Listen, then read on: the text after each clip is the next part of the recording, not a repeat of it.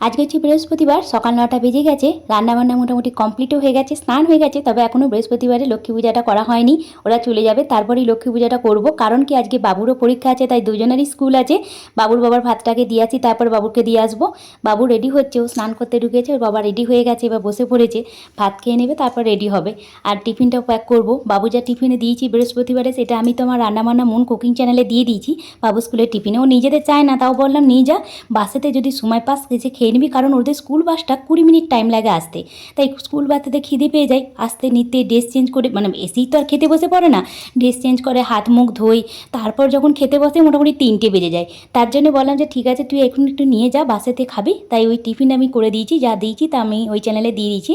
আর বাবুর বাবার পছন্দের খাবার দিয়ে টিফিনটা প্যাক করে দেবো। আজকে আমি ভাতটা বেড়ে দিই। এই যে আজকে করেছিলাম ঘি করলা ভাজা, মাছ ভাজা, আর করেছিলাম তোমার কিসের একটা তরকারি করেছিলাম, লাউ, মাছের মাথা দিয়ে লাউয়ের ঘন্ট, আর হচ্ছে মুগের ডাল, আর একটু করেছিলাম পাকা আম। ব্যাস, পাকা আম করেছিলাম না, পাকা আম ছিল, সেটা দিয়ে দিলাম। এই মাছের মাথা দিয়ে লাউয়ের ঘন্টটা বাবু খেতে খুব পছন্দ করে।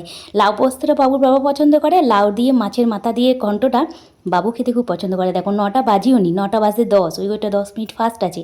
বাবুর বাবাকে আগে নামিয়ে দিলাম, এরপর বাবুকে নামিয়ে দেবো। বাবু এখন স্নান করতে ঢুকেছে, ও রেডি হয়ে তারপর এসে বসবে।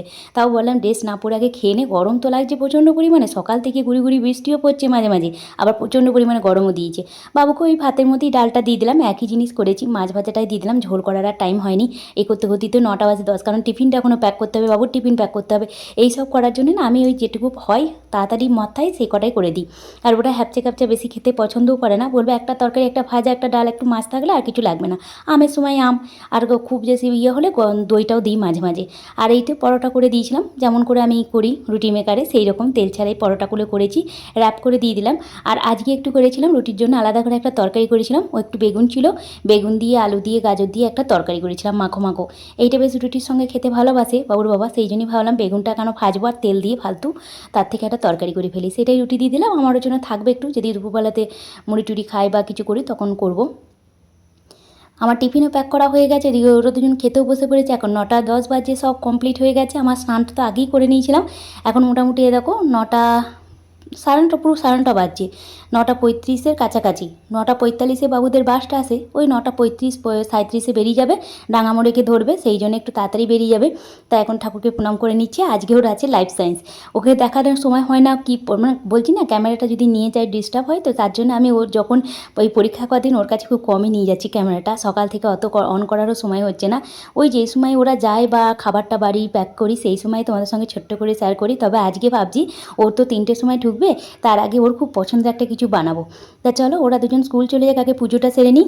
ওরা তো চলে গেল, এবার চলো ফুলটা তুলে পুজোটা করে নিই। ঠাকুরের বাসন টাসন ধোয়া, ঠাকুর ঘর মোছা সবই করে নিয়েছি। ঘর মুছি যখন, তখন ঠাকুর ঘরটা মুছে নিই। এবার ঠাকুর ঘরের ওই বাসন টাসন ধোয়া সব রেডি করে রেখে দিয়েছিলাম আগেই, স্নানটা করা থাকলে না এগুলো করতে পারি। আর একটু দেরি হয়ে গেলে আবার, যেমন অন্যদিন কি ওরা যাওয়ার আগে পুজোটা করে নিই বৃহস্পতিবারে, আবার এক একদিন সময় থাকে না, যেদিন দুজনের স্কুল থাকে সেদিন তো সম্ভব হয় না।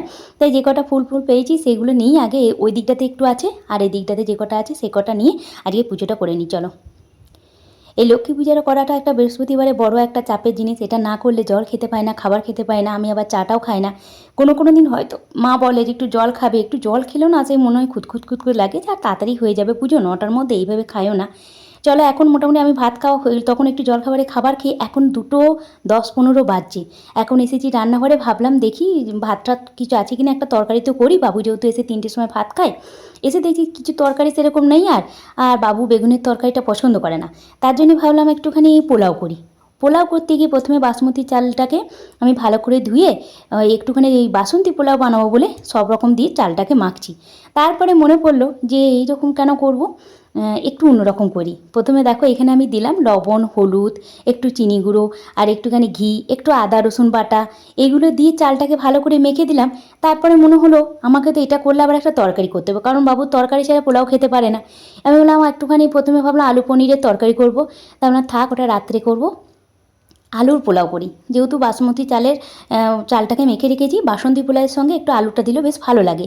প্রথমে আলুগুলো বড় বড় কেটে নুন হলুদ মাখিয়ে রেখে দিলাম। তারপর আবার একটা মানে কোনো প্ল্যান ছাড়াই রান্নাঘরে ঢুকেছি। প্রথমে ভাবলাম একটা তরকারি করে দেবো, ভাত যে কটা আছে এসে ও খেয়ে নেবে, আমি তো জলখাবারে খেয়েছি ভাত, আমি আর দুবার করে ভাত খাই না, রাত্রে আবার খাই যদি কোনো দিন গরমের সময় ভাত খাচ্ছি তো রাত্রে অল্প করে। তারপরে দেখলাম যে না একটুখানি বাবুর জন্য পোলাও করি। কালকে তো পরীক্ষা নেই, মানে শুক্রবারটা পরীক্ষা নেই, আবার শনিবার আছে। তার জন্য এই প্রথমে বাসন্তী পোলাওটা করব বলে চাল টাল মাখলাম, তারপরে আলুটাকে নুন হলুদ মাখিয়ে দিয়ে একটু ভেজে নেওয়ার পরেই মনে পড়লো একটুখানি সোয়াবিন আছে, তাহলে সোয়াবিনটা দিয়ে দিই। তাই সোয়াবিনটা গরম জলের লবণ দিয়ে একটুখানি ভিজিয়ে রেখে ভালো করে জলটা চিপে ওর মধ্যে দিয়ে দিলাম। একটু ভাজা ভাজা করে নেওয়ার পরে দিয়ে দিলাম একটু পেঁয়াজ কুচানো, আর আমি এখানে একটু দইয়ের মধ্যে, মানে টক মিষ্টি দইয়ের মধ্যে আমি দিয়ে দিলাম হলুদ গুঁড়ো, ধনিয়া গুঁড়ো, জিরে গুঁড়ো দিয়ে ভালো করে ফেটিয়ে ওর মধ্যে দিয়ে একটু মশলাটা সব কষে নিলাম। আলাদা করে পেঁয়াজটা প্রথমে ভাজিনি, বলছি না একরকম প্ল্যান করেছি আর একরকম হয়ে গেছে, কিন্তু জাস্ট অসাধারণ খেতে হয়েছে। আমি তোমাদের পরে ভয়েস ওভার দিচ্ছি তাই বলতে পারছি, বাবুর খুব পছন্দ হয়েছে। এমনকি এটা রেখে দেবো ভেবেছিলাম যে একটু বেশি করে করি, বাবুর বাবা স্কুল থেকে তো 5:30টার মধ্যে চলে আসে, একটু দেবো। পোলাও টোলাও খেতে মোটামুটি এইরকম হলে পোলাওগুলো খাবে। ওই বাসন্তী পোলাওটা তারপর ফ্রাইড রাইসটা পছন্দ করে না, তবে এই ধরনের কিছু হলে খায়, মানে সোয়াবিন দিয়ে, ডিম দিয়ে, চিকেন দিয়ে যদি করি পোলাওটা খুব পছন্দ করে। প্রেসার কুকারে করছি জানি আমার হাতে আর টাইম নেই, মাত্র 15 থেকে 20 মিনিট টাইম আছে, এর মধ্যে হয়েও যাবে। দিয়ে যতটা চাল নিয়েছি আমি 2 কাপ চাল নিয়েছি, 4 কাপ জল দিয়ে দিলাম। আর আমি তো চালটার মধ্যে আদা রসুন বাটা, ঘি সব মাখিয়ে রেখে দিয়েছিলাম। আর প্রথমে আমি ফোড়নে তো ওই একটু গোটা গরম মশলাও দিয়ে দিয়েছিলাম। একটুখানি তোমার ওই পুদিনা গাছটা বসিয়েছি না, তার পাতাগুলো ছিঁড়ে দিয়ে দিলাম, বেশ একটুখানি সেন্ট উঠবে। আর একটা কাঁচা লঙ্কাকে চিড়ে দিয়ে দিলাম, একটুখানি গরম মশলা গুঁড়ো দিয়ে দিলাম, ব্যাস হয়ে গেছে। আর লবণ চিনি সব কিছুই তো দিয়েছিলাম, আলুর সঙ্গেও চিনি মাখিয়েছিলাম, একটু লবণও দিয়ে দিয়েছিলাম পরে, হয়ে গেছে। এই দেখো এখানে পুরো 2:30টা বাজছে, 2:10-এ ঢুকেছিলাম, আমার সিটি 3টে পড়ে গেছে, 3টে হুইসেল দিয়ে দিয়েছি। এবার আমি গ্যাসটা বন্ধ করে দেবো। এখন মোটামুটি ওই 2:45 বাজছে, বাবু চলে এসেছে। বললাম না 2:45, 3টের মধ্যেও চলে আসে, কম বেশি লাগে, কোনো দিন হয়তো বাসটা ট্রাফিক জ্যামে আটকে গেলে একটু দেরি লাগে, নাহলে 2:45, 3টের মধ্যে বাড়ি চলে আসে। আর যেই বাড়ি ঢুকেছে অমনি মানে ঝড় উঠে গেছে, মেঘ করে গেছে, এবার বৃষ্টি নামবো। চলো ঝটপট করে বাবুকে খাবারটা বেড়ে দিই, ও ড্রেস চেঞ্জ করে মুখ হাত ধুচ্ছে।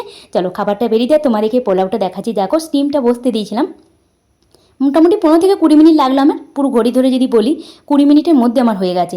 দেখতে পাচ্ছ কত সুন্দর হয়েছে, আর জাস্ট অসাধারণ টেস্ট হয়েছে। এই পদ্ধতিতে একবার অ্যাপ্লাই করে দেখো। পুরো বাসন্তী পোলাও মতো প্রথমে চালটাকে মেখে নেবে, আলু আর সোয়াবিনটাকে একটু মেখে একটু দইয়ের মধ্যে এরকম মশলা দিয়ে করে নেবে, খুব ভালো হবে। আর একটুখানি মিষ্টি দই আনা ছিল, টক মিষ্টি দই, সেটা দিয়ে বাবুকে পরিবেশন করে দিয়েছি। আজকের ব্লগটা আমার এইটুকুই, কেমন লাগলো অবশ্যই লিখে জানাবে, ভালো লাগলে please like and subscribe, tata bye by.